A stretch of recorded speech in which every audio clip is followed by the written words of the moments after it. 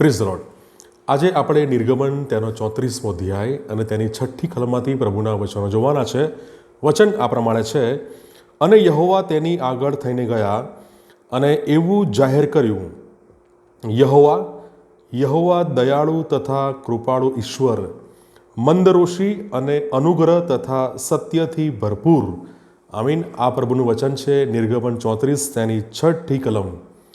આજનો આપણો જે વિષય છે એ વિષય છે ઈશ્વરની કૃપાનો અર્થ. કૃપા ઇંગ્લિશમાં જેને માટે શબ્દ છે ગ્રેસ. આ કૃપાનો અર્થ એટલે શું એના વિશે જ આપણે પ્રભુના વચનોમાંથી જોવા માંગીએ છીએ.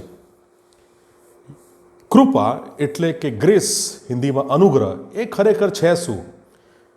જે બાબતને માટે આપણે સંપૂર્ણ રીતે અયોગ્ય છે, અપાત્ર છે, જેને આપણી જાતે, આપણી પોતાની રીતે કોઈ પણ રીતે એને હાસિલ કરી શકતા નથી, અને એવા સમયે એ બાબત એ આપણને આપવામાં આવે છે, ફેવર કરવામાં આવે છે, કૃપા દ્રષ્ટિ રાખવામાં આવે છે, રહેમ કરીને આપવામાં આવે છે.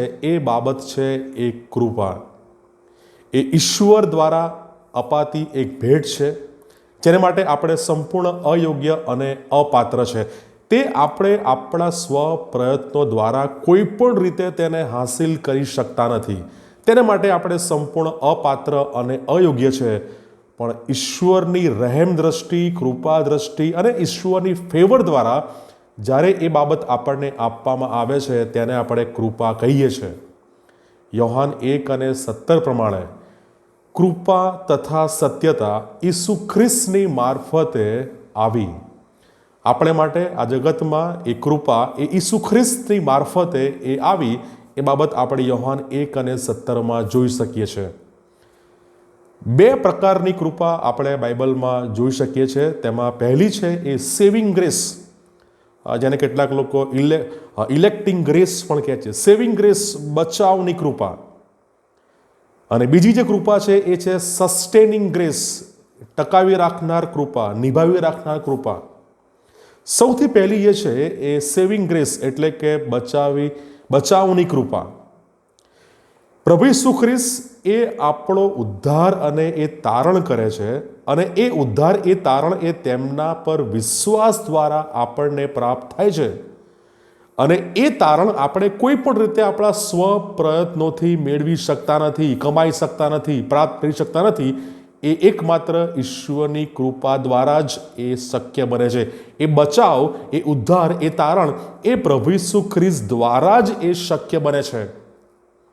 બીજો તિમોથી તેનો 1 અધ્યાય 9મી કલમ કહે છે, તેમણે આપણને તાર્યા તથા પવિત્ર તેડાથી આપણને તેડ્યા, આપણી કરણીઓ પ્રમાણે નહીં પણ તેમના જ સંકલ્પ તથા કૃપા પ્રમાણે.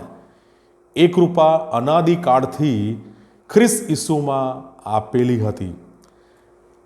ઈશ્વરે આપણને તાર્યા, બચાવ્યા, પવિત્ર તેડાથી આપણને તેડ્યા, આપણને પસંદ કર્યા. ઇલેક્ટિંગ ગ્રેસ. અને એની સાથે આપણી કરણીઓ પ્રમાણે નહીં પણ તેમના જ સંકલ્પ તથા કૃપા પ્રમાણે એ કૃપા અનાદિકાળથી ખ્રિસ્ત ઈસુમાં આપેલી હતી. એ ઉદ્ધાર, એ તારણ, એ બધી બાબતો, એ બચાવની દરેક બાબતો એ ઈશ્વરે એ ખ્રિસ્ત ઈસુ દ્વારા એ સંપૂર્ણ કરી. આ છે બચાવની કૃપા. એ પાપના કીચડમાંથી આપણને કાઢ્યા, એ ઉદ્ધારની મહાન યોજનામાં આપણને આગળ વધાર્યા. એ ઉદ્ધાર, તારણ, એ બાબતો આપણને ખ્રિસ્ત ઈસુમાં પૂરી પાડી. એ બધી બાબત એ એકમાત્ર ઈશ્વરની સેવિંગ ગ્રેસ, એ બચાવની કૃપા દ્વારા શક્ય બને છે. એફએસસી 2:8, એફએસસી 2 અધ્યાય 8મી કલમ કહે છે, કેમ કે તમે કૃપાથી વિશ્વાસ દ્વારા તારણ પામેલા છો. કૃપાથી વિશ્વાસ દ્વારા તારણ પામેલા છો. આપણો બચાવ એ આપણા વ્યક્તિગત પ્રયત્નો દ્વારા નથી. એ એકમાત્ર ઈશ્વરની કૃપાથી, ખ્રિસ્તની કૃપાથી આપણે બચી જઈએ છીએ, તારણ પામીએ છીએ. એ આપણા પ્રયત્નોથી નથી. અને એ આગળ નોંધે છે એ તમારાથી નથી, એ તો ઈશ્વરનું દાન છે. તો પ્રથમ કૃપા એ સેવિંગ ગ્રેસ એટલે કે એ બચાવની કૃપા, કે જે ખ્રિસ્ત દ્વારા આપણને પ્રાપ્ત થાય છે, ખ્રિસ્ત પર વિશ્વાસ કરવાથી એ આપણને પ્રાપ્ત થાય છે.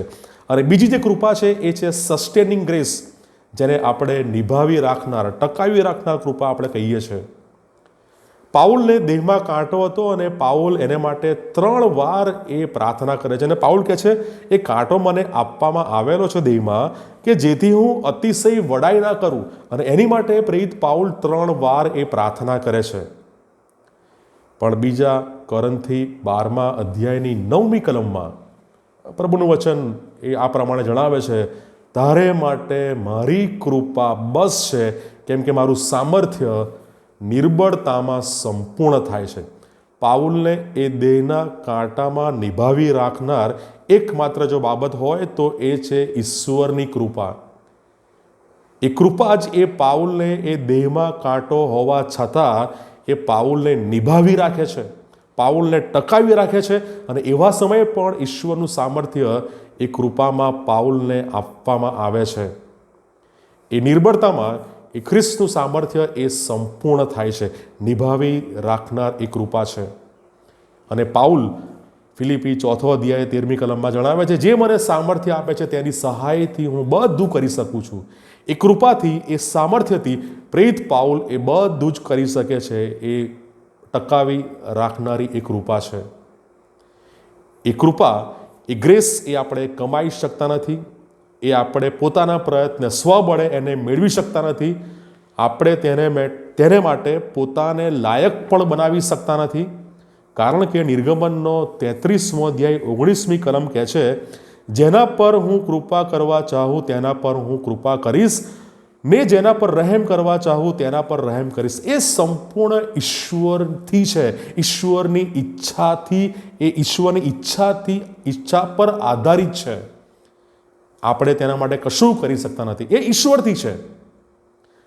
આપણે પાપી હોવા છતાં તેમણે આપણને બચાવ્યા અને તેમણે આપણને ટકાવ્યા. એ કૃપાએ, આપણે ભલે પાપી હતા, આપણે પાપી છે તેમ છતાં પણ તે કૃપાએ આપણને બચાવ્યા અને એ કૃપા આપણને ટકાવી રાખે છે.